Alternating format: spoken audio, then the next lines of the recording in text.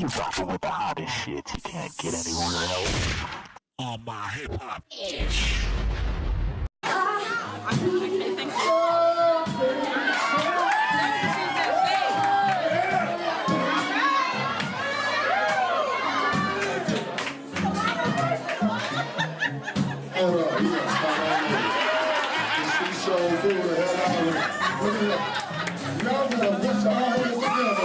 Going on, Sam? We here. OMHHI. What's up, Sarina? How you doing? I'm doing great. Doing good? I'm good. Just been sitting here talking a little bit about styles and fashion and haircuts and colors for the summer and the fall. But really want to get into you as an artist and what type of artist you are. It's really hard to tell from your music that you're not from America, that you're not, born in the States. So you're from Tippanga. Yes, which is close to Amsterdam, right? That is right, yes. And how long have you been in the States doing music? I have been in the States. The first time I came to the States was 2 years ago. And I have been going to every open mic session, jam session. I've studied American music so much, and when I was in the States, in Atlanta, Georgia, the South, and the foundation of the music that I make, soul R&B, I was just blown away, and I really had to, go back to Europe, come back to really build it up slowly. But now I'm here and I'm ready. It was kind of like almost a shock. It was overwhelming. Oh, it was definitely a culture shock. Definitely, right? Definitely, but it was a beautiful culture shock. I've never had soul food in my life. Not till Atlanta, right? Not till Atlanta, and I was like, whoa, this is for one person? All of this, right? So what did you have? What's when it comes to soul food? Well, the first thing I tried was the mac and cheese, of course, and the fried chicken. And I had collard greens, and I had everything, and I was just so full. And because in Europe, we don't get doggy bag. Right. So we're trying to finish everything we get. So I get this, and I'm thinking, okay, I gotta finish this plate. So I went in, and I couldn't walk. Everybody asked for doggy bags, and I was like, oh, we can actually ask for doggy bags? That is hilarious. Yeah. So what prompted you to first come to the States, or was Atlanta the first place that you came to when you first came to America? Yes, Atlanta was the first place. Of course, everybody gets this picture of Hollywood. I think that's everywhere in the world, even in America. Everybody wants to go to LA. If you're in the entertainment business, that's where you want to go. And I was just like that. And I actually met Anthony Den, a Grammy Award-winning producer in Rotterdam, which is a city also in Holland. And I went to this music seminar, and when we got to talk, he was like, for your type of music, you might as well come to Atlanta. And, I can show you around a little bit, and you can study that type of music a little bit more.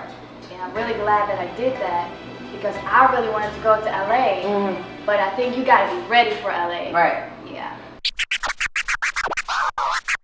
So growing up in Den Haag or in Amsterdam, what type of influences were you surrounded by when it came to music, and what made you get into singing and soul singing of all things, coming from Amsterdam?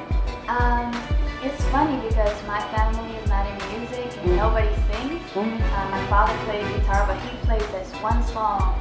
It's called Country Roads by John Denver, and that was the only song he could play, so we would always sing along. But my mom, she used to listen to Toni Braxton, to Whitney Houston, Mariah Carey, and then I got into Christina Aguilera and the newer, artists.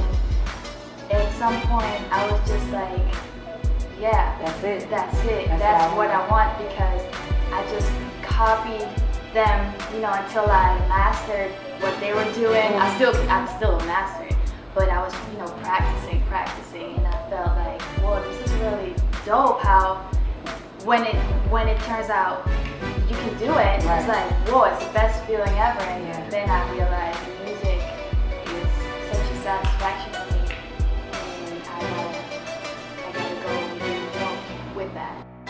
So, do you write your own music, or have you been working with any writers? I know you've worked with June Summers. You've had before. Shout out to June. Shout out to you. Shout out to June. So how is it working with June Summers, he's a really talented writer, and how does that work when you have things that you want to take and write the song, you know, yourself, or if you want to put down your own lyrics? How are you working with other writers? Working with other writers, I never thought it could be so much fun. Yeah. I think every artist thinks, and that's just, I think every artist just wants to get all credit, you know, but I'm in my vibe, I'm in my personal zone. I don't want anybody to, you know, come in and be like, no, I don't like that, you know. So for me, when I got out here, I was like, it's either somebody else writes the song for me or I write the song. I don't think that, you know, coming together is gonna, but it's so much fun. I think it's the best thing because to me, English is my second language. So of course, someone from America has a bigger vocabulary. And yeah, working with other writers is definitely way more fun. So what type of artists or which artists or writers would you want to work with in the future? Like, who are you looking forward to being able to collab with? Well, as far as artists, I would really, I have so many artists on my bucket list that Okay, so let's do top 3. The top 3? I think I would really want to do a song with John Legend. Definitely, I can see that. Yeah,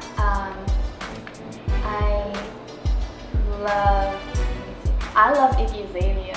I do love her. And I think it's either Mariah or Christina. That's a hard decision. Mariah or Christina? Yeah. That's a toss-up. Yeah. That's a tie for top 3. And I'm talking about writing with them. I would love to write. I would really love to, you know, get into their world and see how they write. So, what are you working on now? Any projects that we can look forward to in the future? Anything coming out soon? Definitely look out for this project I'm working on. It's like a little mini EP mixtape of 5 like remakes of of songs, like older songs, newer songs, and we're gonna shoot 2 videos for it. But there's also gonna be 2 original songs on the mixtape. So it's gonna be a total of 7 songs, and I'm gonna release it in a very, very short time. So short EP, 7 songs, 5 covers, 2 originals. But it's not gonna be like normal covers. It's gonna be like total remakes. Total remakes, yeah. Like some are really like rewritten. That sounds dope. Yeah. I can't wait. Yeah, me neither. And we're gonna shoot videos for it, so I'm just so excited. Well, make sure you guys stay tuned for that. Sarina Mae's new EP dropping 7 songs. Yes. 5 remakes, 2 originals, real soon. We don't know when. She's trying to be stingy with the release date right now, but we'll get it to you, don't worry. As far as your style and the way you dress and position yourself, I know, like I've noticed from day one when I met you, I was like, I gotta style her. I gotta put her in, I gotta have my name in there with something because you're just so dope in the way you come off. Just where do you pull your style from? I don't know. I've just learned that to always be positive. And I get positivity out of color. And so I like to play around with a lot of bright colors. So right now, as you can see, my shoes are always colorful. Right now, these are black. These are the least colorful shoes that I have. I have green with the shoes, comic book yellow print. shoes, red shoes, yes, and I have they're all like sort of sneaker wedges. You know, I like heels too. I do. So sporty, but definitely chic. Yeah. Definitely classy. Exactly. But definitely comfortable. Yeah, and I want people to think, oh, that girl is dope. Like, let me talk to her. Yeah. I want to be approachable for, you know, like females. You know, I don't want to come, into the room looking too intimidating or whatever. You know, like short dresses, so bra, whatever. Yeah, so Gotcha, definitely. Yeah, so yeah. I really like it. So these shorts that you have on, Yeah. Where'd you get those? Because I need them. Actually, I bought them at Forever 21. Okay.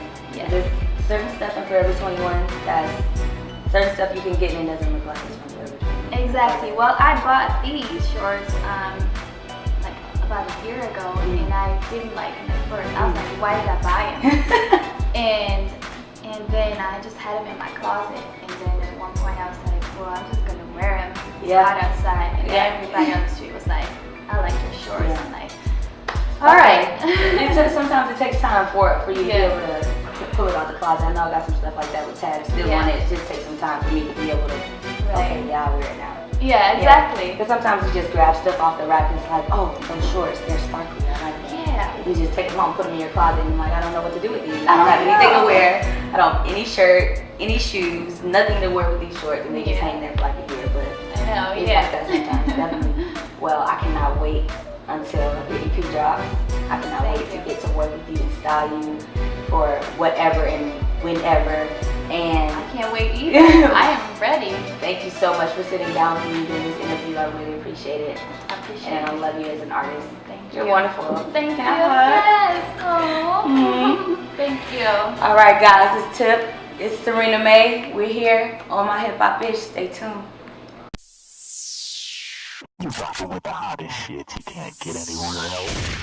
On my hip hop ish.